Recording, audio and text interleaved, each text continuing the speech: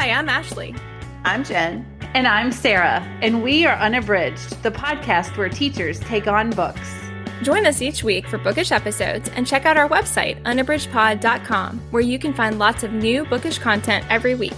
Find us on Instagram, Facebook, and Twitter at unabridgedpod and message us there or see our website to get plugged into the Unabridged community. You want opinions about books? We've got them.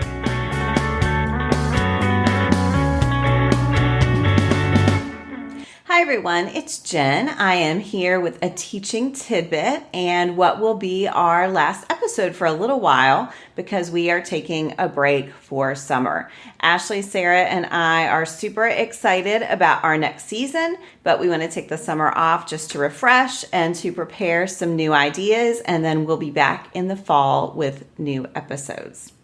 Before I jump into my teaching tidbit, I want to share my bookish check-in. So today I am reading Micaiah Johnson's The Space Between Worlds. This is a book that I got from Book of the Month Club, and it has been sitting on my shelf for a little while. It is part of my 22 Backlist in 2022 challenge, and I am loving it. It's one of those that I wonder why it took me so long to pick it up and read it, because now I don't want to put it down. This one takes place in a realm where there is a multiverse, which I feel like I am seeing everywhere right now. And the main character, Kara, is someone who can traverse the multiverse. Not everyone can do that. So in order to enter another universe in the multiverse, your identity in that universe has to be dead. And Kara grew up in a really tough situation, in a really tough, not even neighborhood, just in a really tough area of her world. And she has been through a lot of trauma. And that identity, actually parts of it persist throughout the multiverse, which means not all of her doppelgangers have been able to make it, have been able to survive. So Kara is one of the people who can traverse the multiverse and bring back information to the scientists in her universe. This is a tough one because there are a ton of twists and turns that start pretty early in the book. And that is one reason that I love it. So it's a lot about identity, but the plot is really fast paced. I'm loving the twists and turns. They all feel earned, but also are quite shocking. I really like what Johnson is saying here about power. You see different power plays and different entities in power in these different universes. I really like what it says about knowledge and about who should have knowledge. And I know that all sounds really heady, but just trust me when I say that the book moves really fast. So I think I'm going to finish it today. It is really, really good. All right, well, I'm going to switch over to our teaching tidbit. And I'll just remind you that we do have a Teachers Pay Teacher store where we have a lot of great resources for you. Today, though, is just, I'm thinking about summer. So I'm recording this and I have about a week left in school. And as every teacher does, I'm considering what I'm going to do this summer. I have definitely had summers where I worked through the entire summer to get ready for the next school year. And I am determined that that is not going to be this summer. So the first thing that I am planning to do this summer is just to relax. I want to give myself a few weeks to just decompress and process and read some big chunky books that I have been saving until I have time to just immerse myself in them. And yeah, I always feel like I need a little time to just figure out, look back on the year and think about what has happened. So I'm sure there will be some reflecting in there, but I really just want to relax.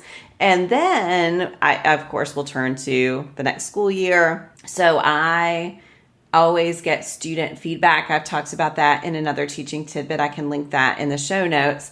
But I always like to think about student feedback. And so I write down everything they say. I record everything they say.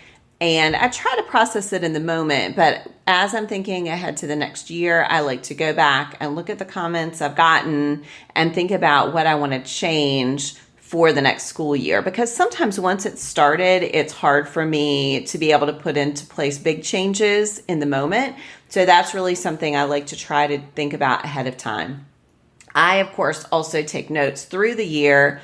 Sometimes I'll make notes directly on an assignment sheet or a document or a unit plan or my calendar. I also have a Google Keep note that I just have with notes for next year. So when something doesn't go quite right, or when I have an idea about something that I could make better, I'll jot that note down in the moment just so I don't forget it. I just want to make sure that I go back and look at those as well before I start thinking about the next year. So I will be teaching 2 brand new classes in the next school year, and there will be a major modification to one of my other classes that I teach. So I need to build some new syllabi and get together some new materials and new books and think about the big questions I want to deal with. So we do a lot of collaborative teaching at my school, and we will be meeting a lot in this last week, to kind of look ahead at the calendar for next year and to think about some of those anchoring projects that we will all participate in.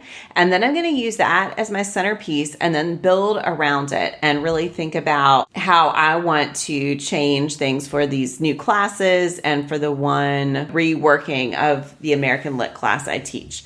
So I'm very excited about this. I think all of the classes are going to fit into our program really well. They are going to work beautifully with the classes that the other teachers teach. And I think they're just going to facilitate some great collaboration. But of course, building new classes takes work. So I want to really spend some time thinking about that, making good decisions to lay a good foundation for next year. And then I'm going to say it again, just because I do have a tendency to get caught up in work sometimes.